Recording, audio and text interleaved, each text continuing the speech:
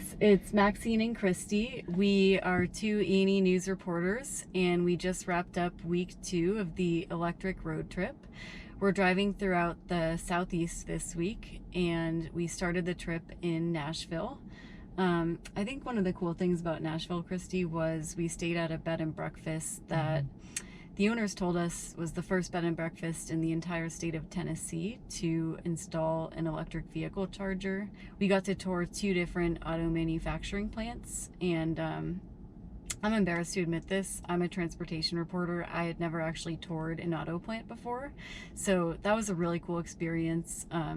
We got to see vehicles moving down the assembly line. And then we spent a little bit of time in Chattanooga with some clean energy advocates, but then once that wrapped up, we had to hightail it down to Atlanta. We had a contact that works at an electric cooperative there, and he's been working on and with EV since the 70s. So we did that, zigging and zagging through rush hour traffic, and he helped us build this part. Charging the car that night, we ran into another snag, but thankfully the next day, you know, our timing was just right in Atlanta. We hit it the same time that a well-known group of EV enthusiasts meets EV Club of the South, and they were able to help us out. A little bit of drama along our trip, but I feel like we handled it well. Yeah, I think we handled it well. From Atlanta, we continued on to an EV battery plant in Commerce, Georgia. So it was actually under construction. So we had to wear some stylish outfits. We put on these bright yellow vests and hard hats and protective goggles, and got to tour the plant and the construction site. And it was basically just a bunch of steel beams in the ground.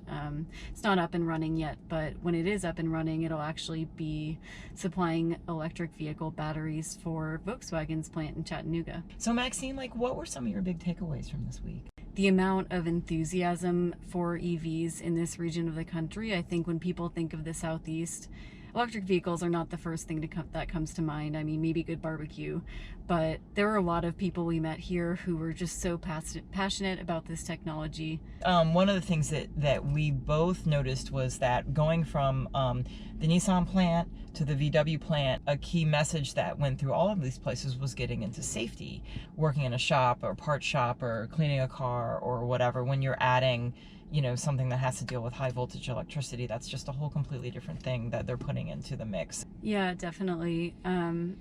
So we will sign off now, and tomorrow we're handing off the car to our colleague who will be driving it from Knoxville, Tennessee up through the Midwest, eventually hitting Detroit, which will be an interesting story in terms of the historic epicenter of auto manufacturing. So be sure to follow along on his journey as it continues, and you can follow us on Twitter. You can sign up for email updates. There's also a Facebook group called Electric Transformation where you can interact with some E&E News reporters who are on this trip and also get updates that way.